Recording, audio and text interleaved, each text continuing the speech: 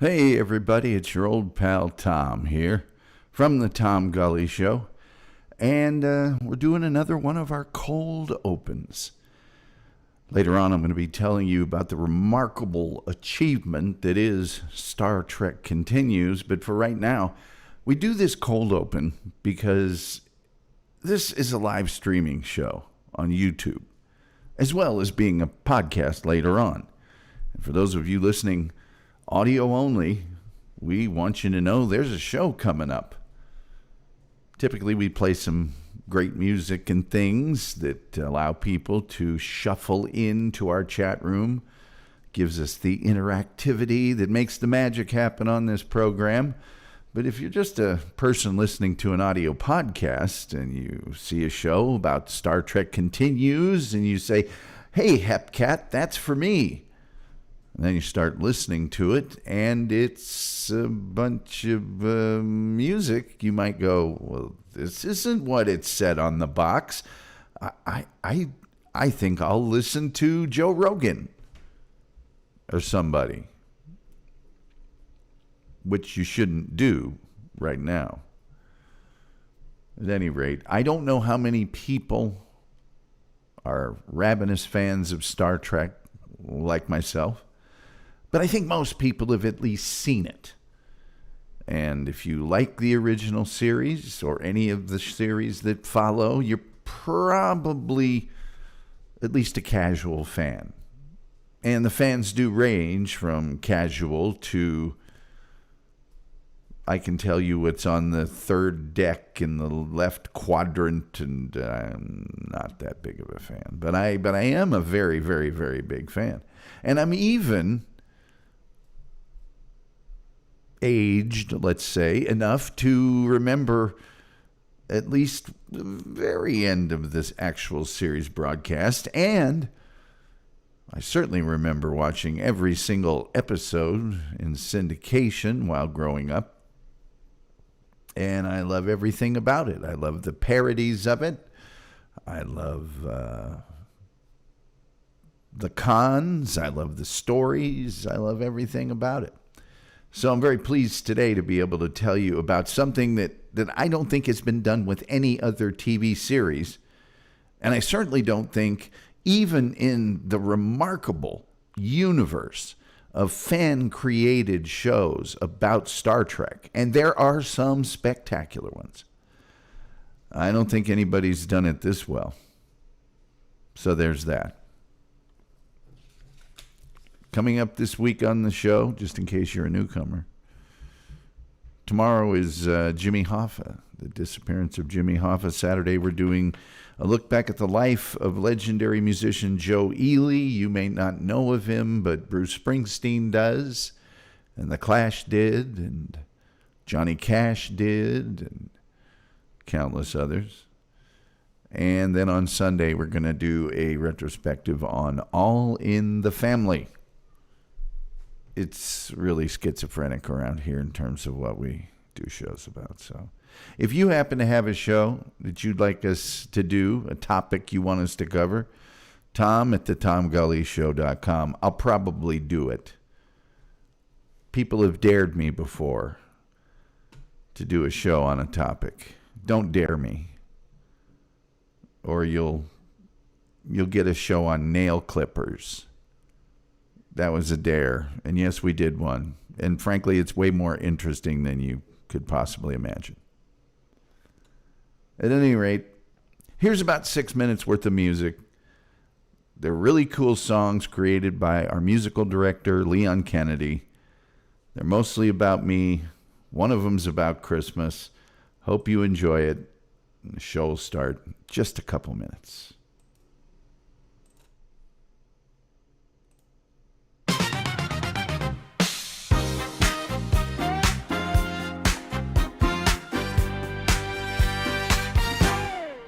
When the daylight's fading and the world feels wrong, there's a voice on the airwaves, steady and strong, from the heart of the internet's wild frontier. Tom Gulley's talking, pull up a chair.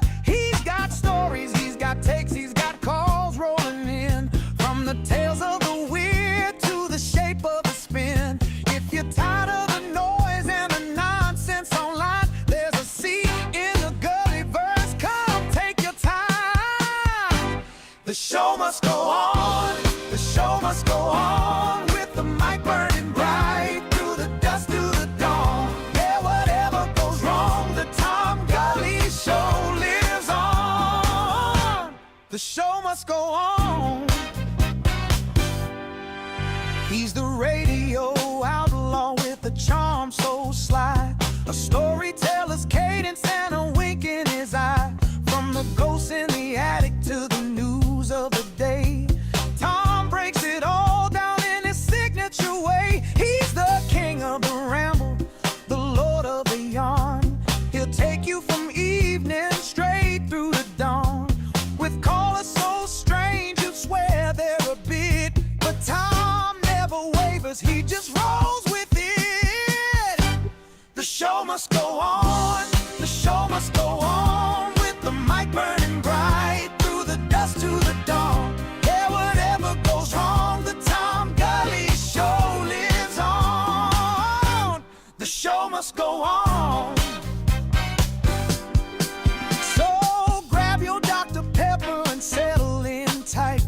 Tom's firing up the airwaves tonight. Where the chaos of calm, he keeps steering the ship with a quip, a riff, and that gully grip.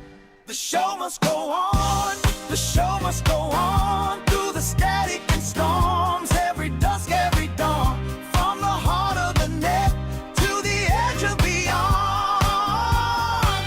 The Tom Gulley Show lives on. Yes, the show must go on.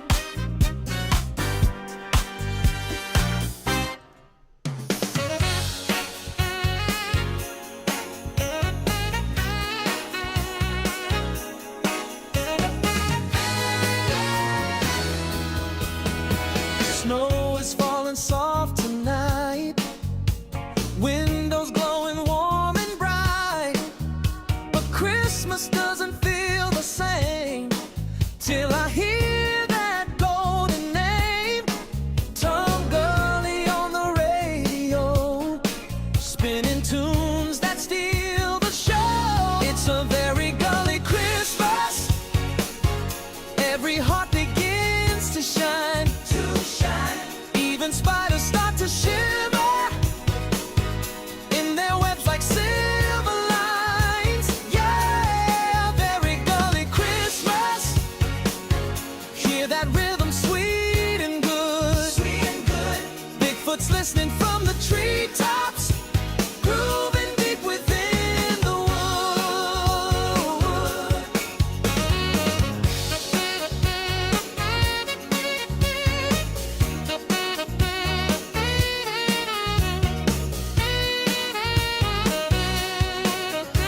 Frost is dancing on the pane, candles flicker in the lane, spiders sway with all 8 feet, keeping to that perfect beat, and Bigfoot hums that mellow tune underneath the winter moon. It's a very gully Christmas, where the joy just rolls along.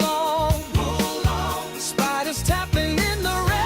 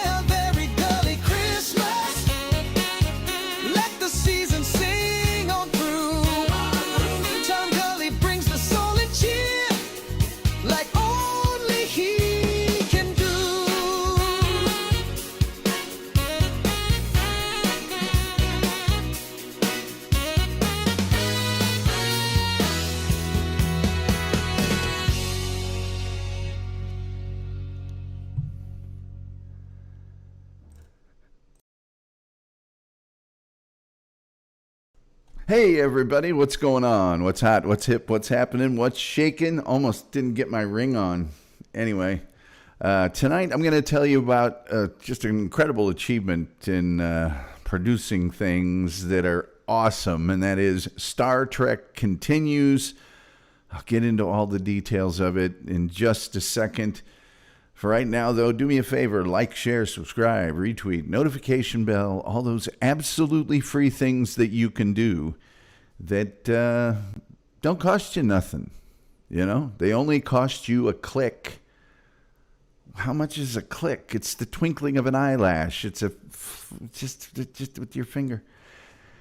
Anyway, that helps us out with the algorithm, the almighty, all-powerful, ever-changing algorithm. Plus, we do have super chats, we do have memberships, and that, you know, a little something for the effort. In addition to the fact that we have the PayPal. Yeah, the PayPal, where you give the most, I get the most. Google doesn't get anything. It's all in the description of our YouTube program. Or you can also go to the TomGulleyShow.com. There you'll find, it's a ridiculous amount of podcasts. It's like 500 podcasts, even from before our live streaming show, way back. In addition, our merchandise store is there. And I need to tell you that until I think midnight tomorrow, there's a sale going on. Now, Cafe Press tells me it's 45% off, and I checked it today, and although there are substantial savings, I didn't see any 45%, but check it out for yourself. There is a sale on my site going on. You'll save money. But they said 45%. I went to the thing, and then I didn't see any 45%. It was like more like, I don't know how much it was, but you save money right now. You saved it. Just trust me, you're going to save a few dollars. Yeah. Oh, my goodness. Let's check our YouTube chat room right now. Towns is here. Says he's happy to be here. Sky is happy to be here.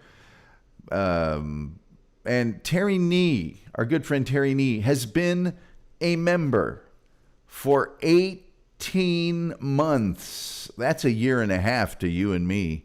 He says, I come for the music. I told you, months and months and months. And then he asked me, is it a Penn State ring? No, that would be a Ball State. Let me see if I can get it to focus. It's a Ball State University ring. Thank you very much. Home of the Fighting Cardinals. They descend from the sky and peck your eyes out, and then the game's over. They got you. By the way, Terry, Indiana University doing pretty well this year. Penn State gave him a game, though. So anyway. Hey, listen. I got a thing to tell you. Let me tell you about Star Trek Continues. I don't know how much you're into Star Trek, but it doesn't really matter. It really does not matter. Everybody's seen it, and the original series especially, everybody kind of likes it. Even if you're not one of those people that's got a thing, which I do, and, you know. But just to get you in the spirit, way back in the series, in the 60s, there was a show called Star Trek. And it was on for 3 years, even though they had a 5-year mission. And as you can see on screen, if you're watching our YouTube program, I was in a little-known episode. It never aired. Okay, I imagined it. An SG fanboy made this AI of me as Captain Kirk. But they never finished the 5-year mission. It never happened. They were just on the way to finish the 5-year mission. Well, some very brilliant people, and I'm going to go into a lot of detail here, decided, hey, we should finish that 5-year mission.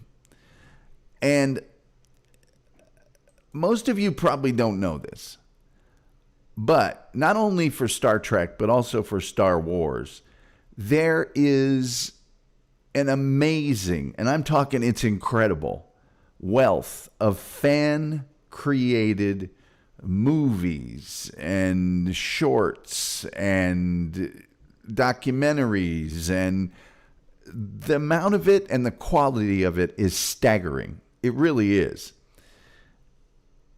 But I think the gold standard, the absolute gold standard, is Star Trek Continues. And I think that for three reasons.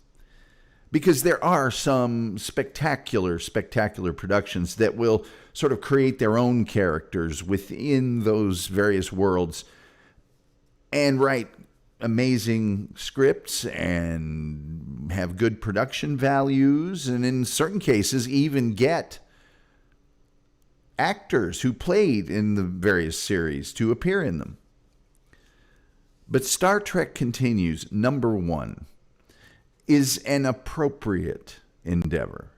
In other words, they're starting out with, hey, we've got a reason to do this.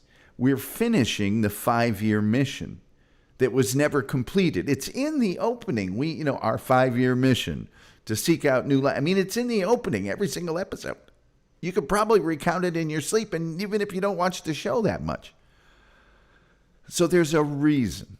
There's an actual bona fide, within the canon of the show, reason. Second is the level of the production quality. Now, I'm showing on screen right now the cast for Star Trek Continues. And number one, you can see, obviously, their uniforms look exactly like the uniforms from the original series. And that's the bridge, and for my money, looks identical to the bridge. But it goes beyond that. They use the same sound effects. The lighting is the same. It is absolutely pristinely reproduced. Okay?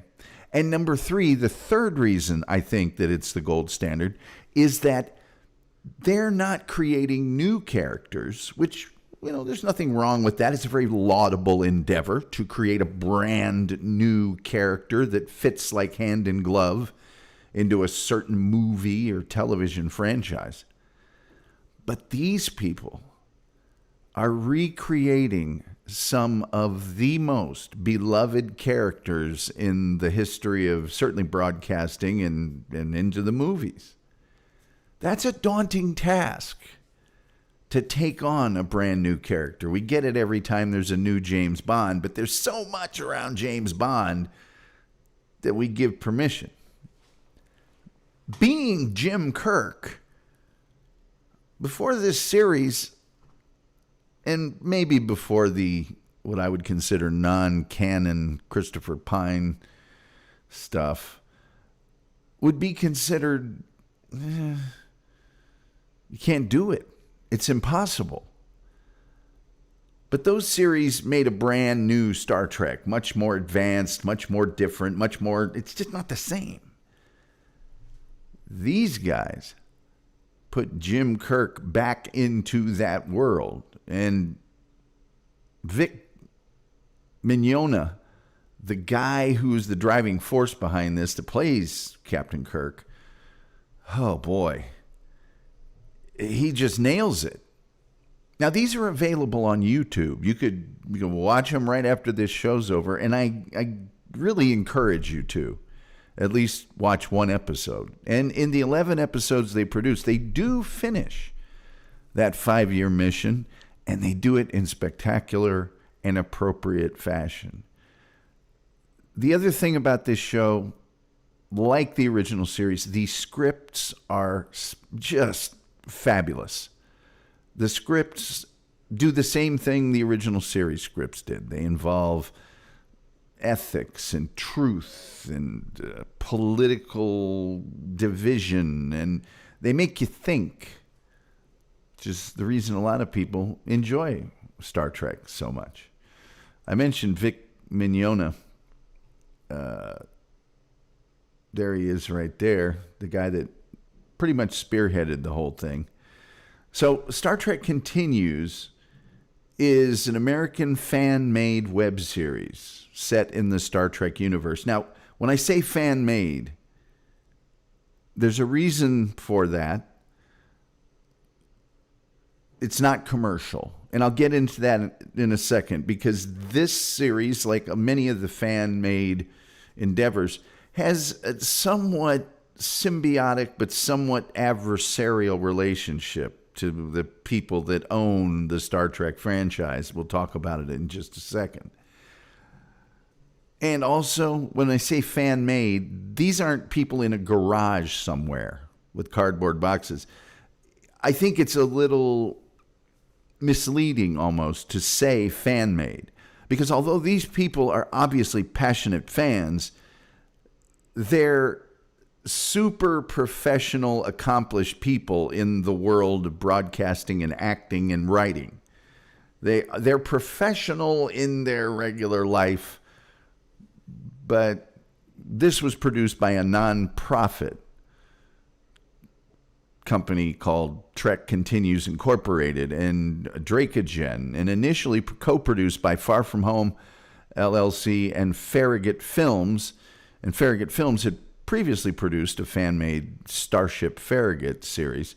Star Trek Continues consists, as I mentioned, of 11 episodes released between 2013 and 2017.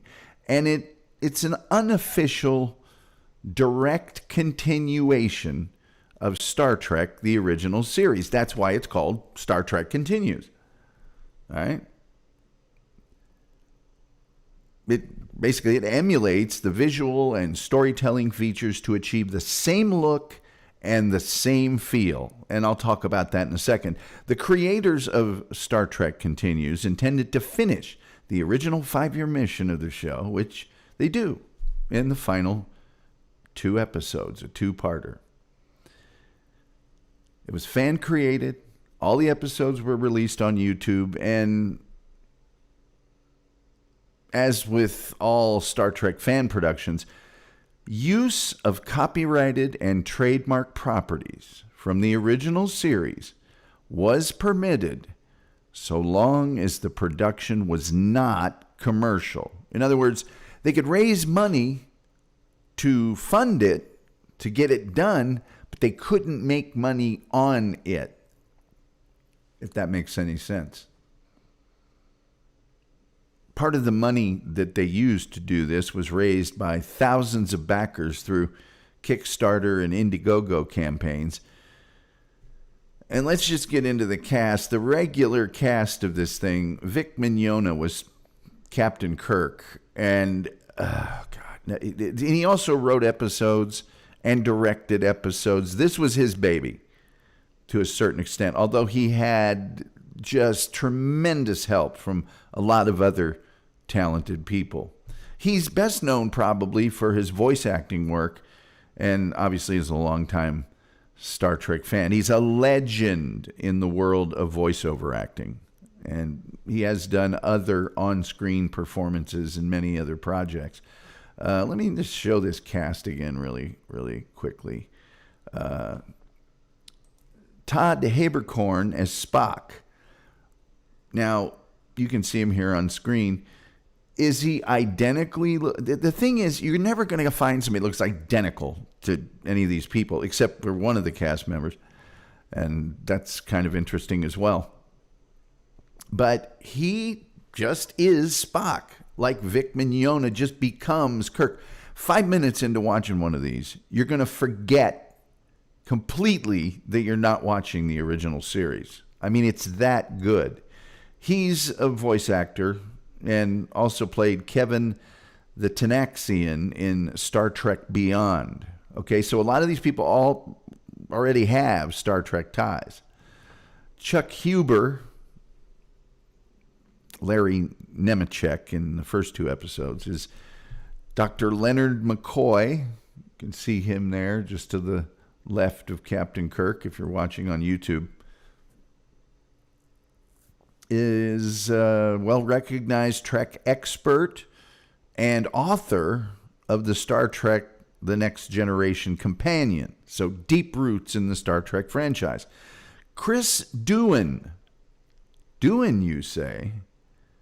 Yes, he plays Montgomery Scott, and he's the son of actor James Doohan, who played Scotty in the original series. He was an extra in Star Trek The Motion Picture, Transporter Chief in the 2009 Star Trek and its sequel, Star Trek Into Darkness. He also reprised his father's role of Scotty in Star Trek Online. Okay? Now, you can see he's in the upper right. Not a dead ringer for his dad, but he's pretty close. There are other featured casts. If you look to the lower right of your screen, you will see Grant Imahara as Sulu. You probably know him best for his work on the Discovery Channel's Mythbusters, and he's also the creator of the robot sidekick Jeff Peterson for The Late Late Show with Craig Ferguson. Uhura, portrayed by Nyota Uhura, portrayed by Kim Stinger. Wyatt Lenhart in the lower left is Pavel Chekhov, and in the redhead there, Michelle Specht as Elise McKenna. And you're like, well, there's no Elise McKenna on Star Trek. Well, she is a character that is added, a psychologist that is added into this series. Very well, I might add. Now, before I get too farther, because I'm going to take you through some of these episodes, but before I do, I want to go through some of the actors and actresses that actually were from the Star Trek canon franchises that appeared in this, okay? Bo Billingsley is in this and in an episode, and he played Captain Abbott in Star Trek Into Darkness. So, you know, a biggie from one of the movies. Kipley Brown. Oh, boy. Kipley Brown. Don't get me started, man. She's easy on the eyes. She portrays Yeoman and now Lieutenant Barbara Smith. She played Jane Taylor in Star Trek Enterprise, the series, and Kumarki in Star Trek Online. John Delancey. I've told my John Delancey story probably too many times on this show, so I'm not going to tell it again. But you know him as Q from Next Generation. And he was in also Star Trek Deep Space Nine and Voyager and Lower Decks and Picard as well. Michael Dorn. You know him as Worf on Next Generation and Deep Space Nine and Picard. He played Worf's grandfather in Star Trek VI, The Undiscovered Country. And on this one, he plays a computer voice. Let's see here. Jason Isaacs, who plays Captain Gabriel Lorca in Star Trek Discovery. Well, he played an Esper voice on Star Trek Continues, and he is credited as Jason Lorca as kind of a tip of the cap to, his character on Discovery. Marina Sirtis as the computer voice in episodes 1, 4, 7, 10, and 11.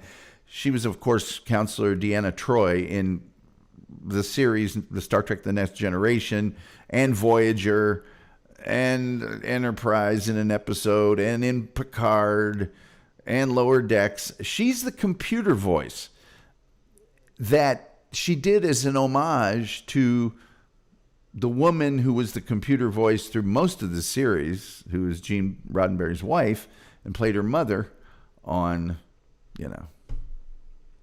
Next Generation. So Erin Gray appears in this. She was on Buck Rogers during the late 70s, early 80s, I believe. And she plays a Commodore in this one in 2 different episodes. And by the way, rest in peace, Gil Gerard, who played Buck Rogers, just passed away a day or 2 ago. Anyway, I want to point something out here too, because found out recently that, there's just something interesting that happened. The very first episode of Star Trek Continues is called Pilgrim of Eternity. You're seeing it right here. I've got another one here. This is maybe a better one. Pilgrim of Eternity. And it had a guest actor by the name of Michael Forrest, who you see to the left. Michael Forrest actually reprised his role that he played on the original series 46 years earlier as Apollo. Can you believe that? Now, Vic Mignogna just recently said that Michael Forrest is, a little down in the dumps, maybe would be a way to put it. And he had an email address that I think tomorrow might be the last day that they're gathering all the emails together. The email is weloveMikeForrest@outlook.com. And if you'd like to send him a note and say, hey, buddy, you're awesome, do it. I did. Anyway, Lou Ferrigno is in the second episode called Lolani. And there we go. There we go. Let's see here. I'm going to go through some of the episodes. This is one called The Fairest of Them All. This one, what would a Star Trek series be without an episode set in the past in some world or who knows what? Let's see. This is the cast without their costumes and such, enjoying themselves. This would be Scotty, Kirk, and Spock, obviously. If you remember the pilot episode of Star Trek Continues, where they had crew people that became super psychic and more evolved than the regular humans, well, that happens again in this one. And here's a hallway, just a hallway, and looks like one of the tubes there, where there's a confrontation obviously going on. The old school phasers and the old school dresses. Kipley Brown off there to the right. Thank you very much. If you recall an episode called Dagger of the Mind, that's when the Enterprise had several crew people go into another dimension where everyone on the Enterprise was evil. Well, there's the evil Spock. There's the woman helping him. And,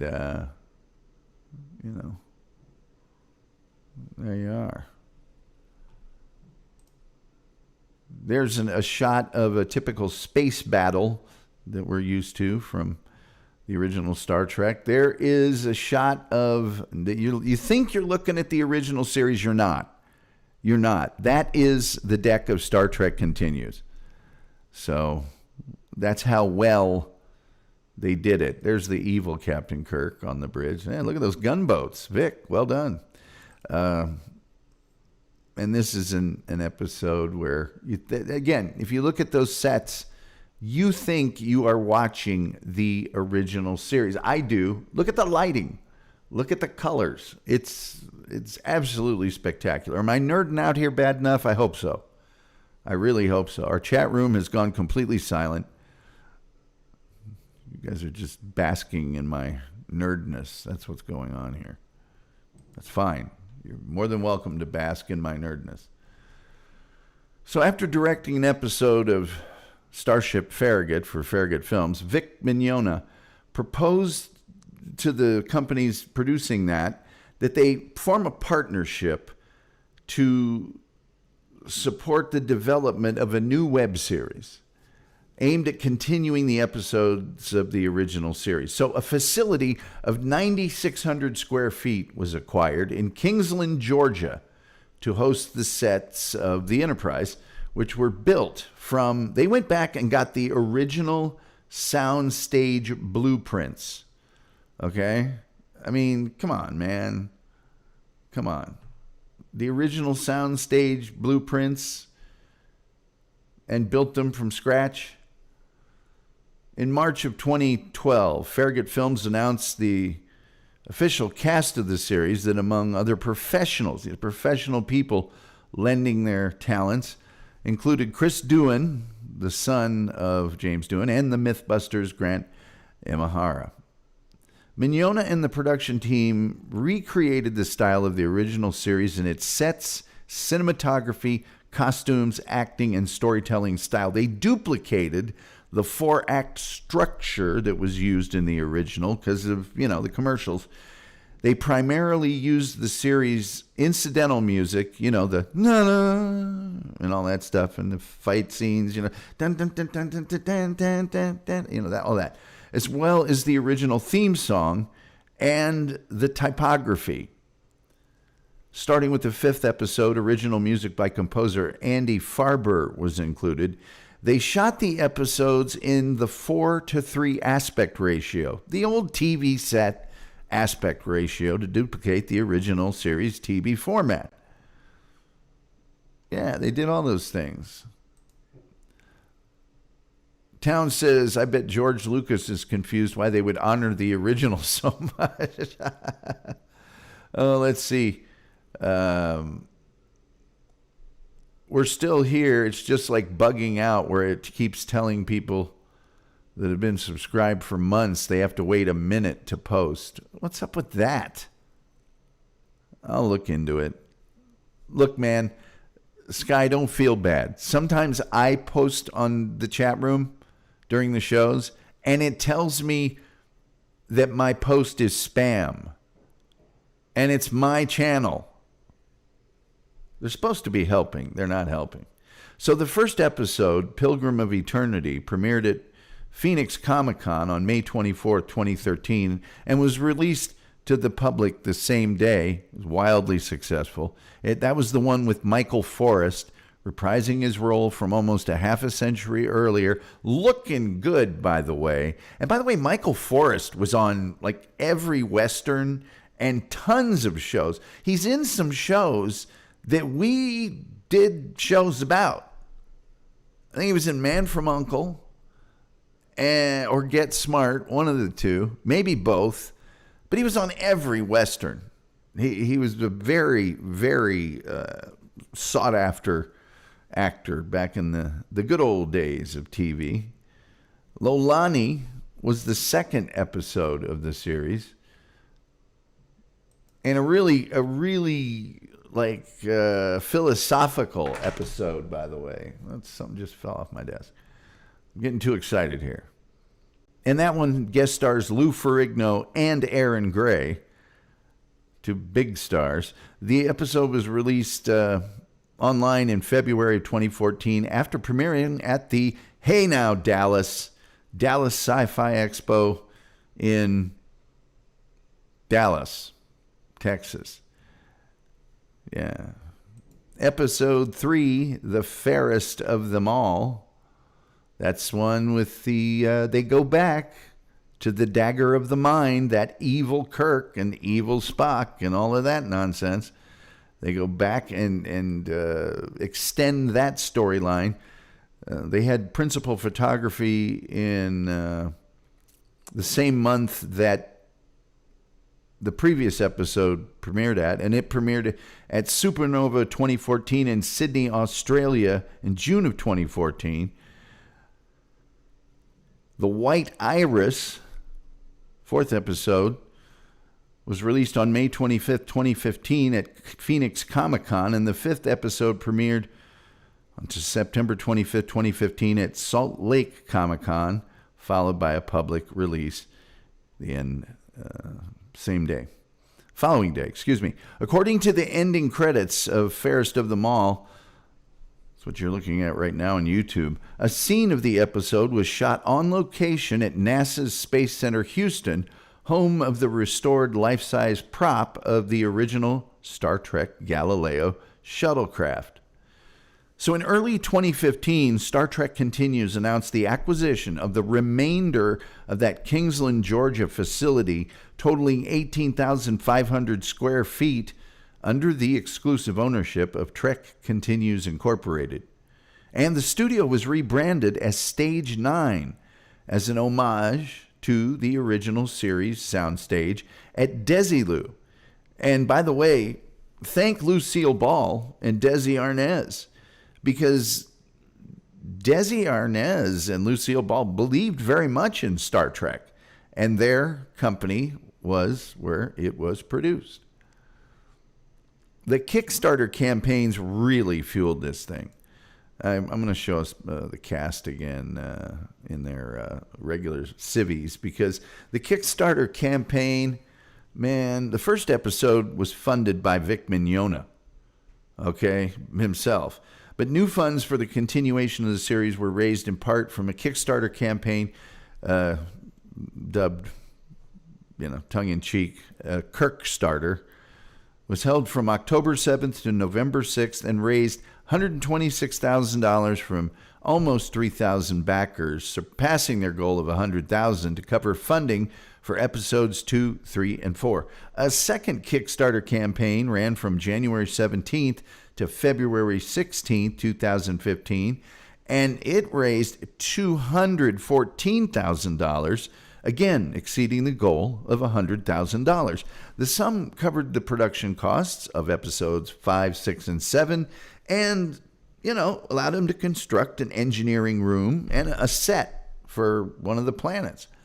A third and final crowdfunding campaign, this time on Indiegogo, was held in early 2016, and it raised $200,000. Shortly thereafter, producers announced that all additional private donations to the Trek Continues Incorporated charity allowed the company to exceed its fundraising goal of $350,000, thus enabling production of 4 additional episodes. So 350 plus 200, that's 550. Let's just make the math easy and say another 200 makes it 750, and then another 100 is, so for $850,000 they did these 11 episodes. Pretty incredible.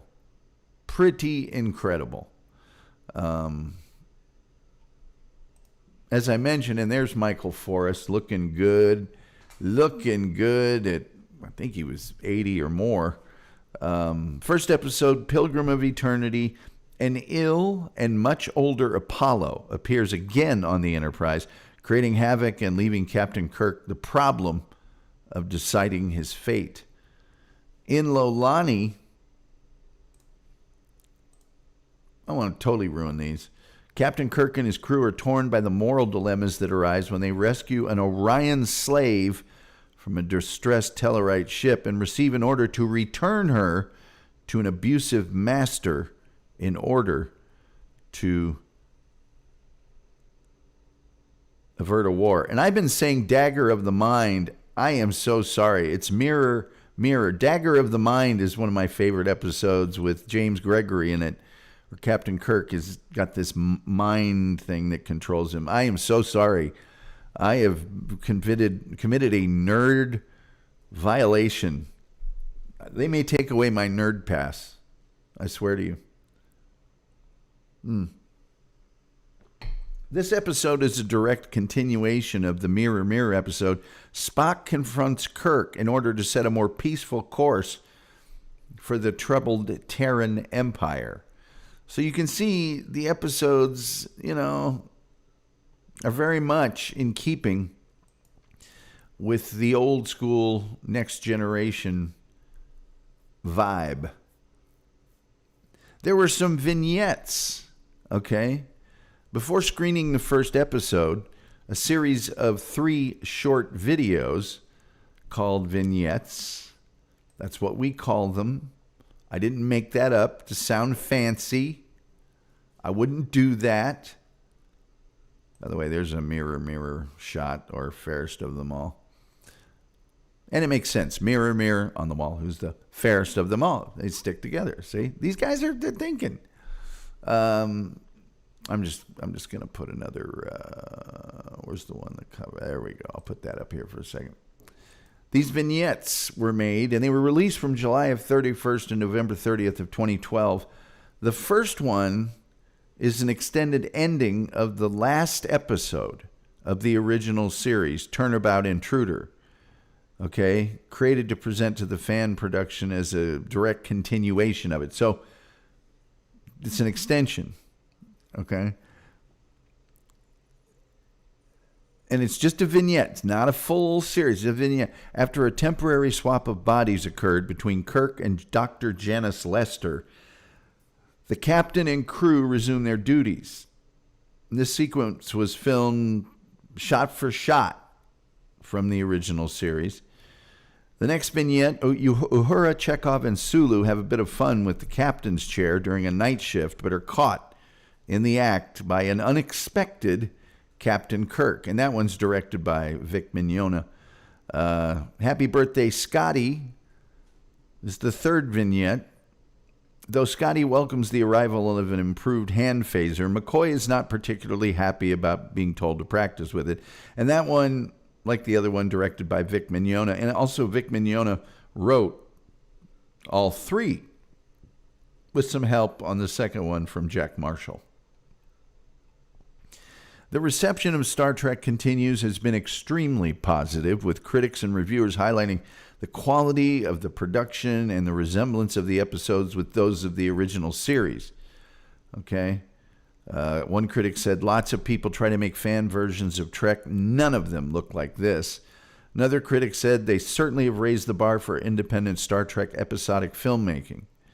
And many others shared that opinion as well. On December 16, 2013, about a month after ending the Kickstarter campaign, Kevin Pollak's Chat Show published a video interview with Tom Hanks in which the actor highly praises Star Trek fan production and its people that recreate with incredibly, startlingly great production values unseen Star Trek episodes, adding that it looks exactly like the Starship Enterprise. And although he couldn't put a name to the series, he described it citing information compatible with Star Trek Continues, which it was. Here's a big one. Rod Roddenberry, Gene Roddenberry's son, the creator of Star Trek, Gene Roddenberry, his son, attended an official screening for Fairest of Them All, which is an episode that's extended from the original series, what his father had created. And he endorsed the project, stating, I do have to say, and I said this after Lolani, the second episode, I'm pretty damn sure my dad would consider this canon. And what we mean by canon is taking place in a particular fictional world that are widely considered to be official or authoritative. Canon means this is derived or exists within the boundaries of the Star Trek universe as it was intended by Gene Roddenberry in the original series. I don't consider any of the J.J. Abrams movies canon. They're good. I love them, but I don't consider them canon. I'm sorry. Anyway, he continued, the fact that you do stories that mean something, that have depth, that make us all think a little bit, I really think he would applaud you guys, and I applaud you guys, and as far as I'm concerned, it is canon. So thank you. That is huge. That is huge. And by the way, I also consider Star Trek Continues to be canon.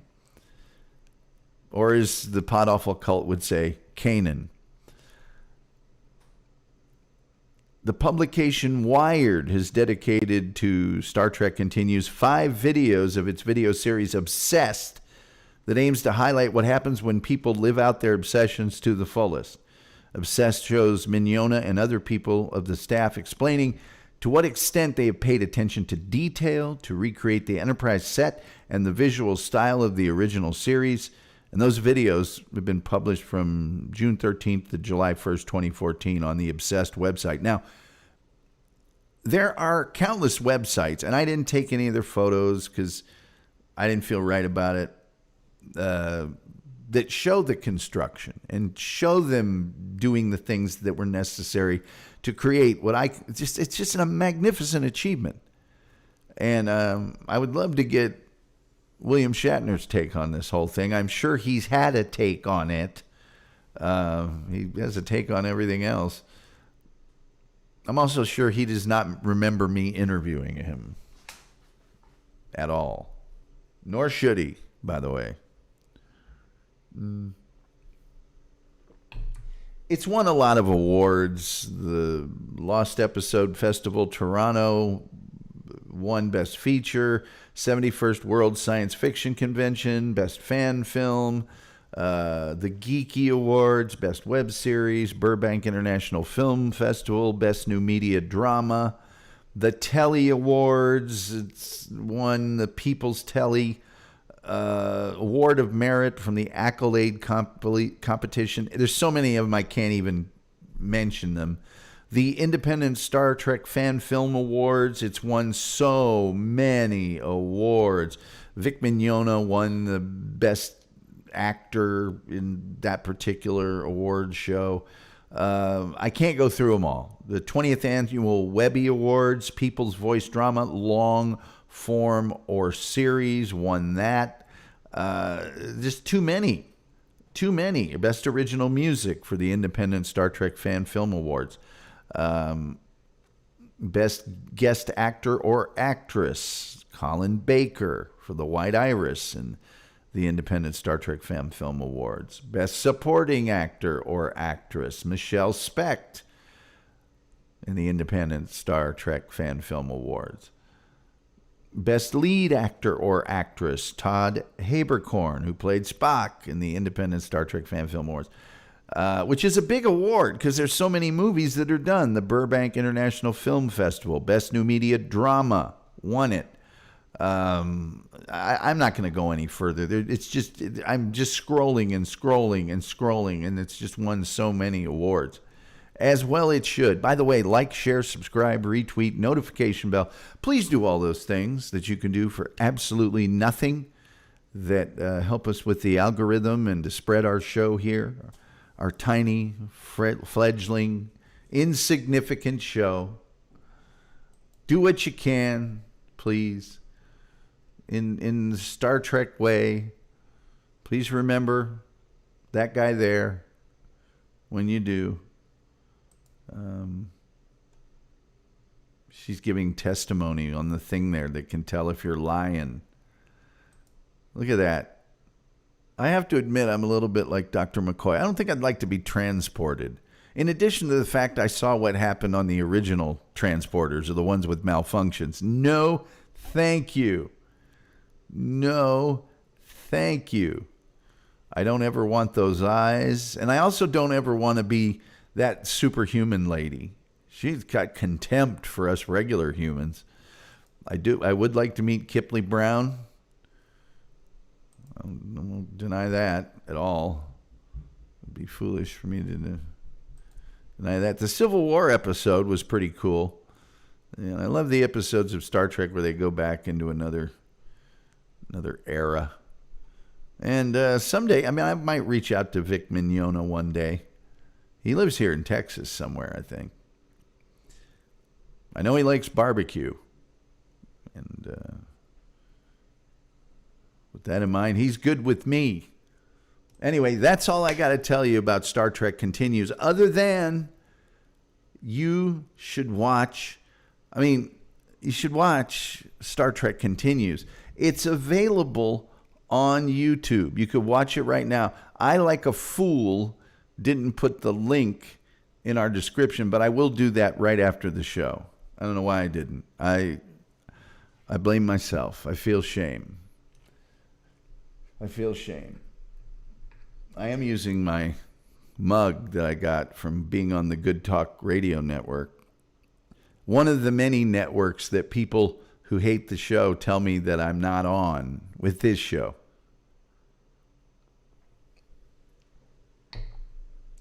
One of the many. Yeah, they're streaming, but still, it's a place. Anyway, that's all I got to tell you about Star Trek Continues, other than I love it. I'm going to watch some episodes tonight, probably. And I encourage you to do the same. By the way, there's a lot of extra stuff on their YouTube channel, so check it out as well. I think you'll enjoy it. There's absolutely nothing going on in the chat room. However, tomorrow night, the disappearance of Jimmy Hoffa. We will go into great detail on that. Saturday, looking back at Joe Ely. Sunday, the television series All in the Family, which of course featured the late Rob Reiner. And upcoming episodes will be on the Duesenberg automobile, a car at least a billion years before its time. Generation Jones. Generation Jones. We got boomers, we got Gen X, we got millennials, we got Gen Z. There's a new generation that they've defined called Generation Jones. I'm part of it. And there's good reasons for it. We'll tell you about that. We might cover, let's see here. Oh, we will be doing the Smothers Brothers as well. So those are upcoming things. And also, during the holidays, I don't know when, our good friend Leon Kennedy will be a guest on the show. And we're going to talk about AI, and we'll also talk about how he creates those awesome songs that he does for the program. Most importantly, Monday, this upcoming Monday, December 22nd, 7 p.m. Eastern, we will have the Reverend Bob Levy on the show, and he and I will take a look. Again, this year, it's a holiday tradition at It's a Wonderful Life. We're calling the episode It's a Wonderful Levy, and we're going to do it in a completely different way. Yes. I think you'll enjoy it. Abracadaver says, great show, Tom. Thank you, Abracadaver. And Sim Salabim. Like how I did. That's a little production value there. Oh, one of those. Don't do that very often on the show. In fact, I think it's the first time ever. I hope you liked it. Hope you liked it. Any questions, moans, groans, gripes, complaints? Because otherwise, I don't feel like vamping for 12 minutes. I really don't. I can show you the spoon of gloom again, which is still here on my desk. Thank you, Wendy's. Can I get something? A little sponsorship money? Oh, yeah, I know. Like, share, subscribe, retweet, notification bell. You know where those things are, especially the like. If you could just do me a favor and click that, that would be great. We also have memberships. We also have super chats. We have not met our goal tonight on YouTube, which is any amount of money. Any amount of money. And then we have the PayPal, which is in the description on YouTube. You give the most, I get the most. Google don't get nothing. And that's fine. Then also on the TomGulleyShow.com, this is all in the description. You can get some merch. And there's still time for Christmas. Not much, but there's still time. There's still time. Abracadabra says he loved the show. Good. I'm glad you did, because our average view time is really bad, and our number of views is even worse. Not why we do it, but still. It's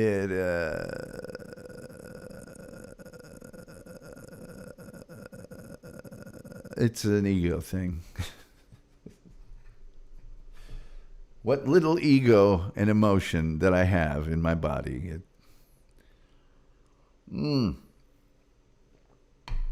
Hey, okay, I will do something for you now that I've done on this show before.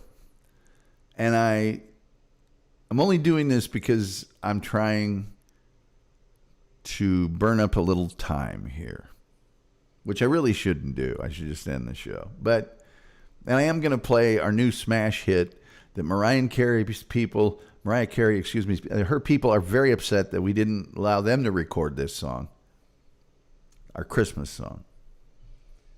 Anyway, I am going to show you now from my advertising, brilliant advertising career at big ad agencies, TV commercials, radio commercials, billboards, you name it. This is how, and you can make a lot of money doing this. Well, you used to be able to make a lot of money. I don't know if you can anymore. You got to hold the coffee mug like this. This is going to show you how you can get a job as a talent in a coffee commercial. All right? There's a bunch of steps. I'm going to show you each step, and then I'm going to show you the completed move. Okay? All right. Here's how you do it. You take your cup of coffee, you look at it, and you cherish it, and then you take a sip.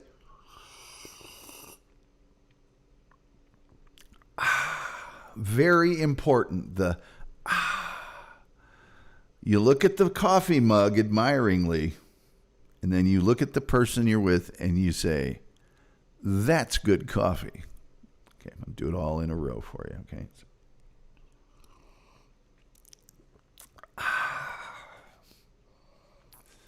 That's good coffee. You can thank me later. Do that during the audition, and first of all, you're going to get the job, and then you're going to make a lot of money. You're welcome. End scene. One more time. Would you like one more time?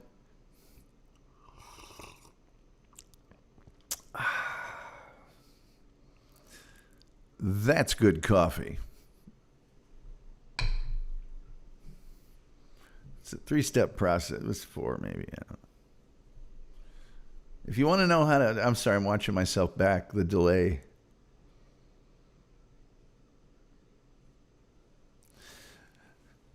I can't believe how well I did it. See, when I do it in the OBS, I can see myself in real time. And then when I'm in the YouTube studio, there's like a probably 10, 15, 20-second delay.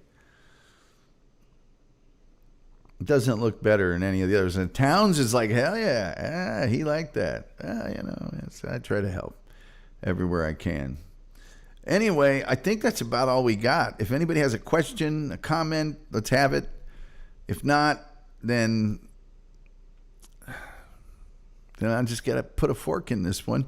And tomorrow night, the disappearance of Jimmy Hoffa. Saturday, the life of Joe Ely, the legendary musician. You guys may not know him. Opened for The Clash when they became famous. Did a bunch of stuff with Springsteen. Springsteen actually quoted about his passing. Johnny Cash, anybody who's anybody knows Joe Ely. Abracadabra says, Tom, what's your thought on the finger soccer game? I don't know what that is unless you're talking about Subbuteo from back in the 70s and 80s. Subbuteo was a little soccer game that had these players that were on, like if you cut a ping pong ball in half, then there was a soccer player on it. You could hit the players, and there was a little puffy white ball that you had to learn how to hit the thing so it would make the ball move. That's the only finger soccer game I know. Towns is saying, look up Binho. It's dumb. Towns, thank you for the $5, Towns. We've shattered our goal of any amount of money. He says advice from Tom is worth more than money. I don't know about that. Binho, you say? Abracadabra. Abracadabra. Okay, Binho. Binho. Binho finger soccer board. What is this? Looks dumb. I'm agreeing with you, Abracadabra. Looks dumb. What? It's a ball and a bunch of posts. Do you like kick the ball off of the posts or something? Perfect entry-level board for a new flicker. This board features a rolling carpet playing surface and a thicker print. Unlike other boards, the removable player pieces... The removable player pieces are plastic, which makes the ball bounce around the board quicker. This looks awful. Why would you play that? I'd rather play League Manager, frankly. It's chess for dumb people. Sorry, that wasn't funny. All right, with all that being said, there's another show coming on in a little while that I know a lot of people want to watch. So I'm going to go ahead and put a fork in this thing. You guys have been great listening to me nerd out today. Star Trek continues. I'll get it in the descriptions of both this, the YouTube program, and the Podbean podcast show, which was put out to Apple Music and everywhere else. And maybe that'll drive some traffic to those people because they deserve it. So Vic Mignogna and crew, well done. I'm looking at that old clock on the wall there, and it says, like the river now green, it's time for me to get up on out of here. You don't have to go home, but you can't stay here. And with all that being said, I think the only thing left to say is, till next time, we'll see you next time.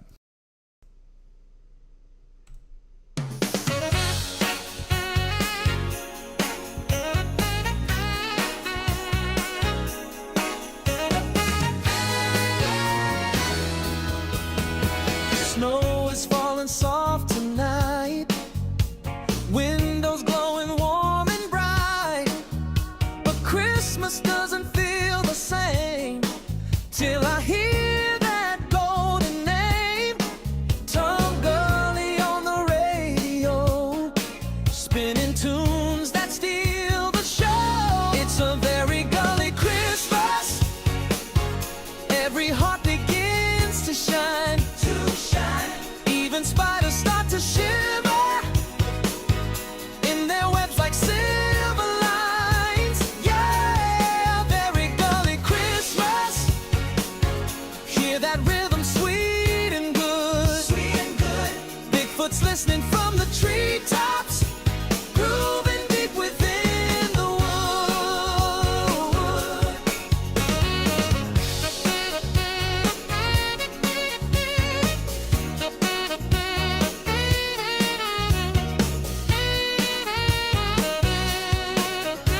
Frost is dancing on